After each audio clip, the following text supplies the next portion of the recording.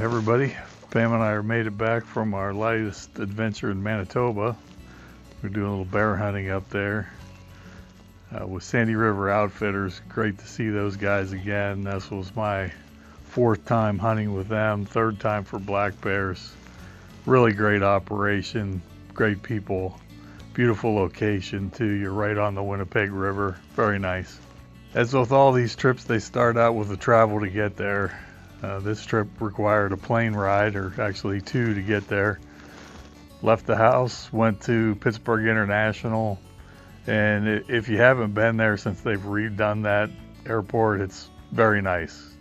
Well laid out, beautiful appointments, just a really nice, cheery place to go fly out of.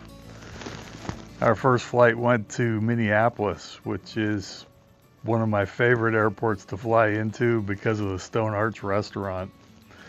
They have a great selection of local craft beers, all made in Minnesota. Like 30, 40 beers on tap, a bunch in bottles and cans. So it's really easy to find something that you like there. So that's my favorite stop in the airport.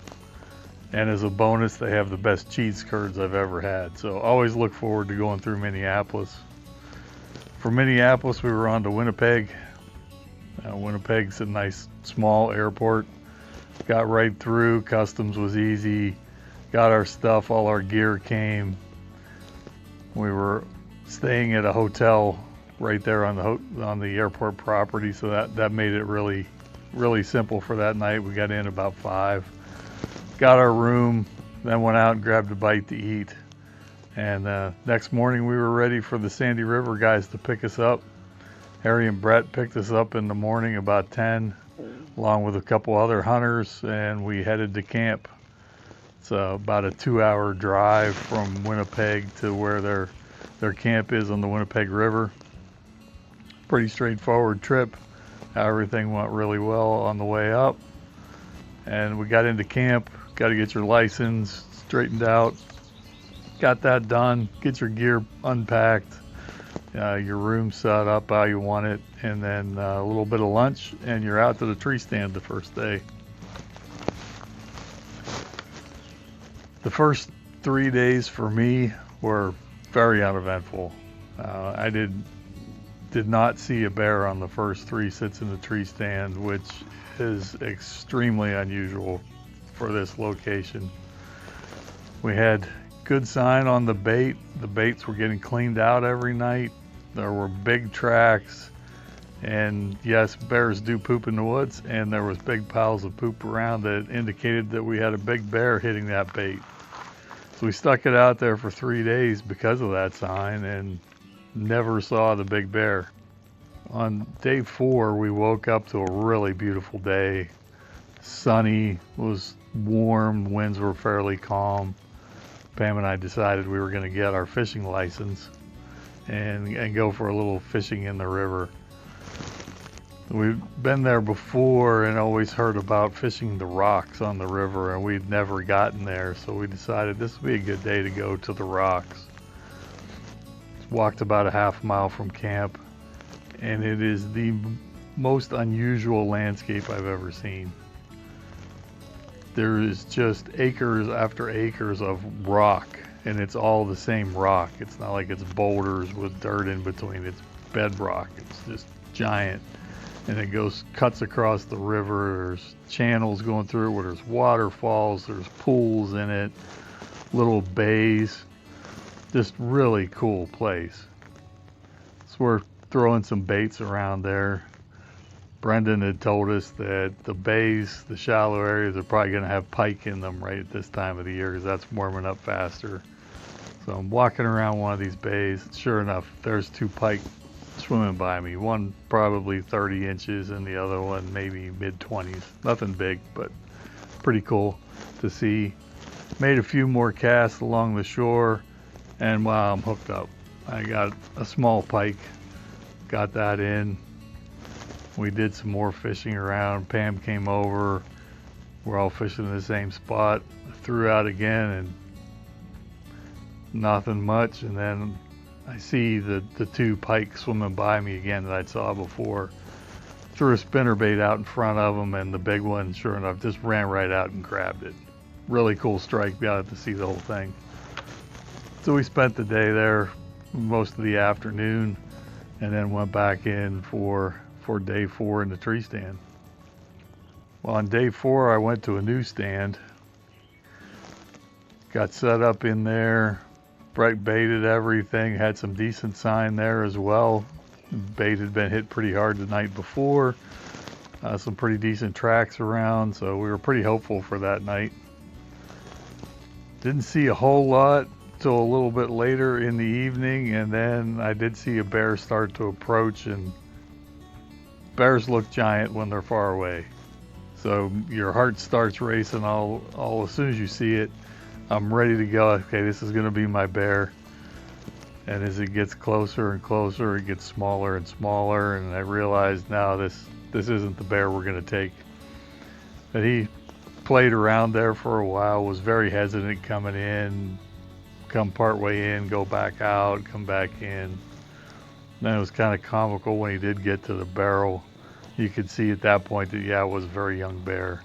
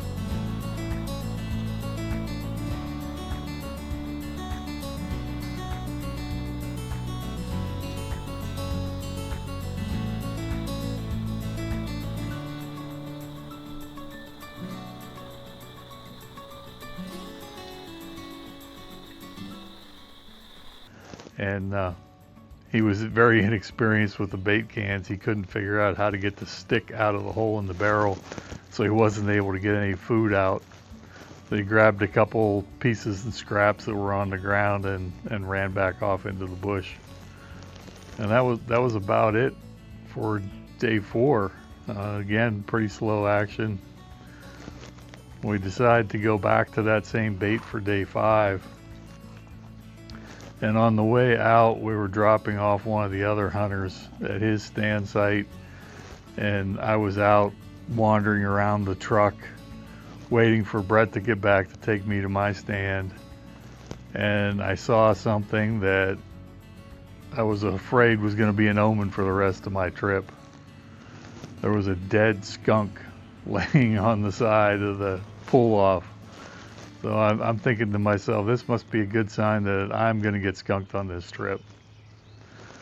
I tried to keep my hopes up, and we went into the stand, got set up, and it wasn't long that the bear from the night before comes in, real cautious, running away, coming back, same thing as yesterday. Gets to the barrel, can't figure out the stick again. Grabs a couple things off the ground, runs away, eats them, comes back, and then he just bolts straight off into the bush. And I'm like, okay, there's got to be something else coming to the bait. And then I hear twigs breaking.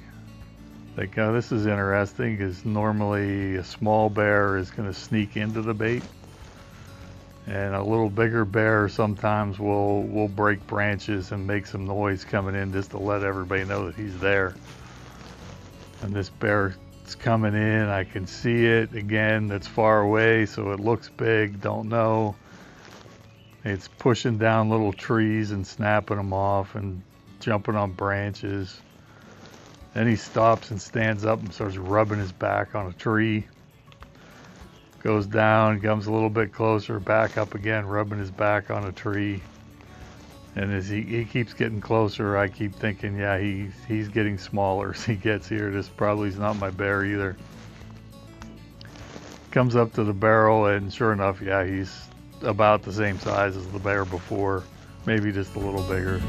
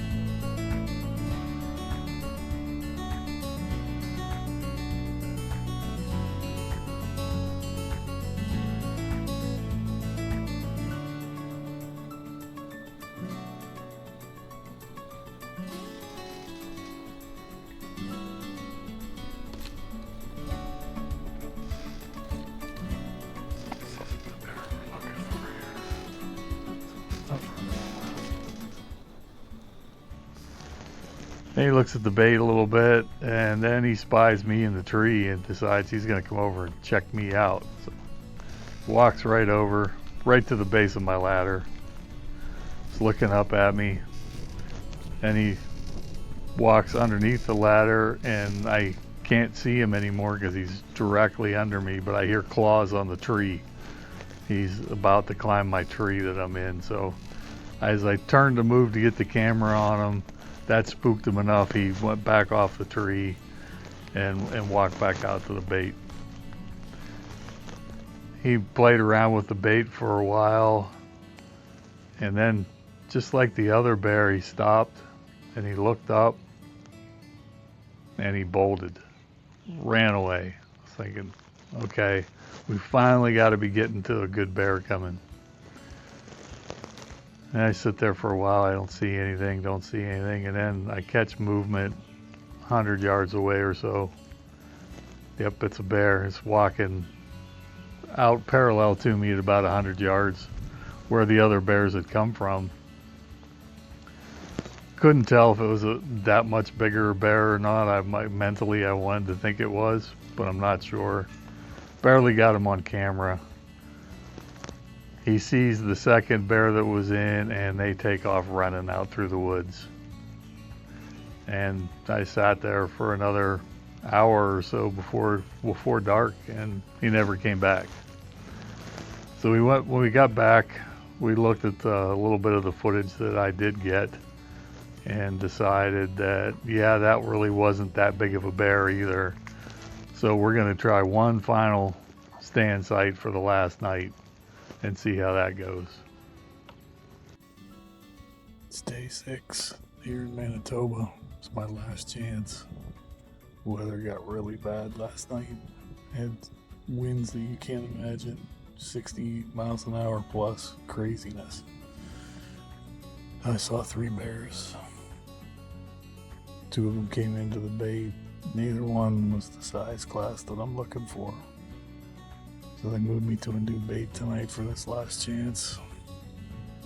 Still a little bit windy. A little smoke from a fire yesterday that's relatively close to us. And it made rain a little bit, so I got the rain gear on. Just kind of hunkered down here in the tree holding on, hoping the wind dies down a little bit. It's a really cool looking bait site though. A lot of birch, some evergreens mixed in.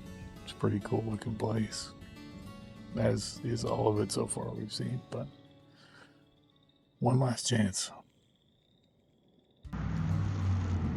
see a few bears in the distance, but they're not committing to the bait.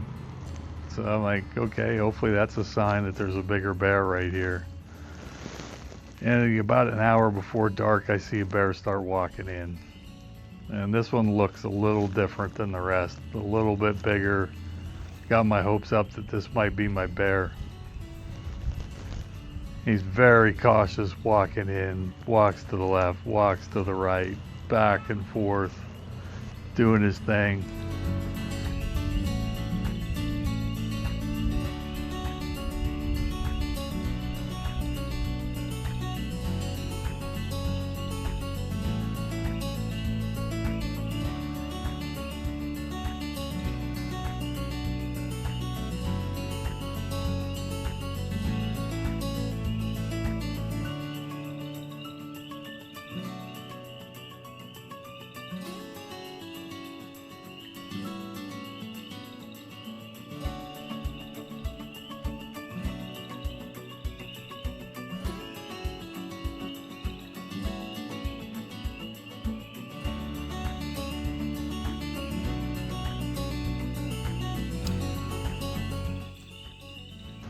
Finally gets close to the barrel, and he's right about the top of the barrel. I think, yeah, this is a bear I'm going to take.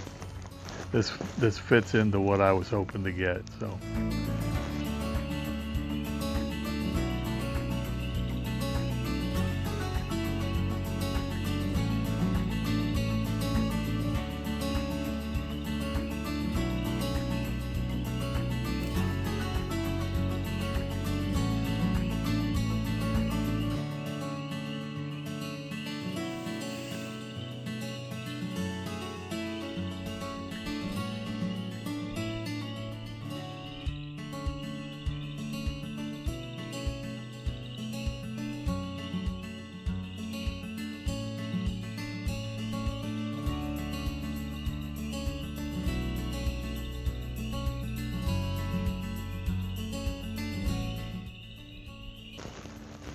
Then it was, how do I get the shot? This bear's not moving. He's not committing to the barrel. You know, he's standing off in the brush. He comes in real quick, does a drive-by on the barrel, doesn't stop, moves around. Every time I think he's about to give me an angle, I start to draw the bow, he changes the angle, walks away or walks to me. And this goes on for 20 minutes or so, at least.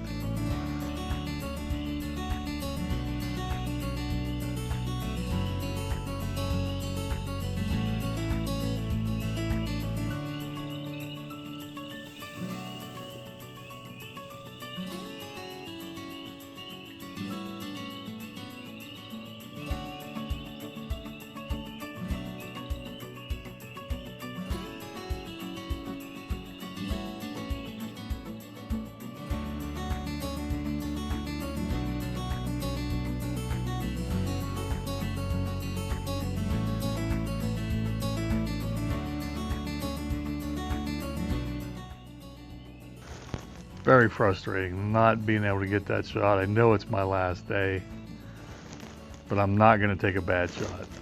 Making sure I get the broadside shot that I want just doesn't happen. And finally, just before dark, he disappears, slides off into the bush, never to be seen again.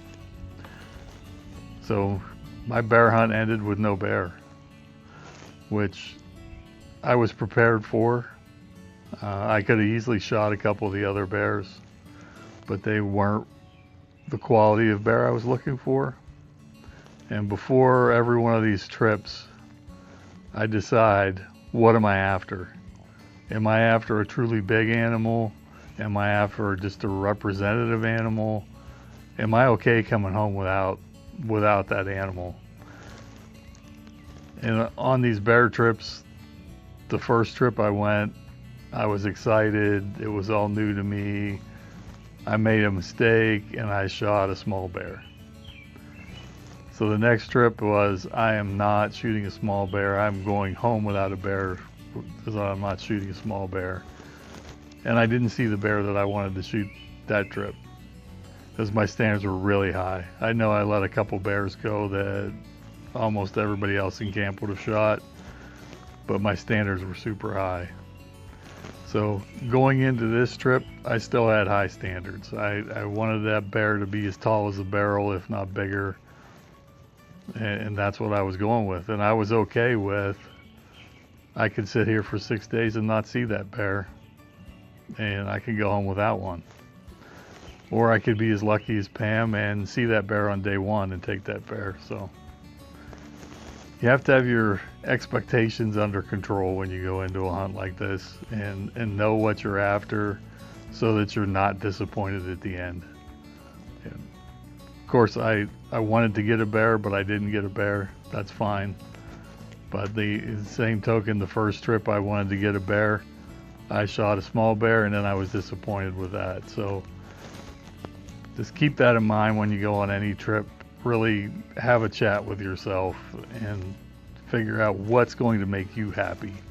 Don't worry about your buddies or what you see on YouTube or Instagram on what you shouldn't shoot.